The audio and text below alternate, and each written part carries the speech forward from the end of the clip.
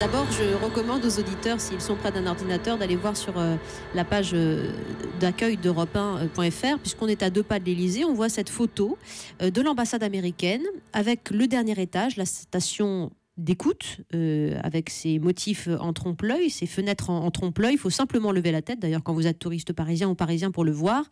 Est-ce qu'il faut donc s'étonner de ces méthodes à partir du moment où on sait qu'il y a des antennes et des espions et à 2 pas de l'Élysée? Jean-Marc Manac. En fait, l'existence de ces stations, donc ça a été mis en place par le Special Collection Service, qui était une unité conjointe à la NSA et la CIA, avait été confirmée par un document Snowden qui montrait que de telles antennes espions avaient été installées sur 80 sites dans le monde entier, dont 19 en Europe, au-dessus des ambassades, parce que ce sont des territoires souverains, les ambassades des États-Unis, comme de n'importe quel pays.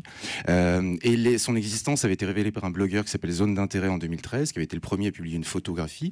Moi, j'y ai été allé également avec Duncan Campbell, qui est le journaliste britannique qui avait révélé l'existence d'Echelon, donc le système de surveillance massive des télécommunications dans les années 90. On y avait été, et Campbell, qui connaît très bien la question, m'avait confirmé que c'était bien une station d'écoute des télécommunications. Donc en fait, il y a une façade en trompe-l'œil avec des fenêtres qui sont peintes, mais ce ne sont pas des fenêtres. Et en fait, derrière se cachent des antennes qui permettent d'intercepter les communications radio ou GSM. Il ne faut pas être naïf. Donc c'est d'ailleurs la réaction qu'ont la plupart des responsables qui ont été écoutés aujourd'hui. Ils savaient, même si sur la méthode, c'est discutable. Alors, il faut bien comprendre qu'un service de renseignement est là pour faire de l'espionnage. Maintenant, la question, c'est est-ce qu'il est légitime d'espionner le président et des responsables politiques d'un pays dont on est allié. A priori, on espionne plutôt ses ennemis. Sachant que l'espionnage est illégitime de fait, Jean-Marc Manac. Illégitime, je ne sais pas. Il y a des lois qui interdisent, ou qui encadrent, en tout cas avec le projet de renseignement, qui encadre ce que c'est que d'espionner sur le territoire national. Après, c'est clair que espionner dans des pays à l'étranger, il n'y a pas de loi, il n'y a pas de cadre juridique qui interdit de le faire.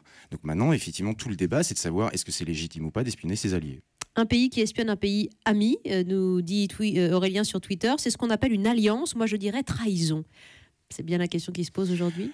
Il y avait eu en 2013 des révélations dans le Spiegel où on avait découvert le numéro de téléphone d'Angela Merkel dans une base de données de la NSA. On ne savait pas si Angela Merkel avait été écoutée ou pas. Suite à ces premières révélations, Barack Obama avait dit qu'il allait mettre un terme à l'espionnage indiscriminé des responsables politiques européens et notamment français. Il avait rassuré François Hollande à l'époque. Donc on ne sait pas si effectivement ce type d'espionnage de personnalités politiques continue. Par contre, ce qu'on a révélé avec Wikileaks, Libération et Mediapart, c'est la première fois où on a des comptes rendus d'interception de responsables politiques, a fortiori de président de la République. Jusqu'à présent, on savait que ça pouvait exister. Là, on a la preuve que ça a été le cas. Elle parlait, Angela Merkel, en octobre 2013, d'un coup sérieux porté à la confiance. Une telle surveillance, disait la chancelière, d'un chef de gouvernement ne saurait exister. C'est bien ce que vous mettez également en lumière, Jean-Marc Manac, avec nous, vous qui êtes journaliste d'investigation.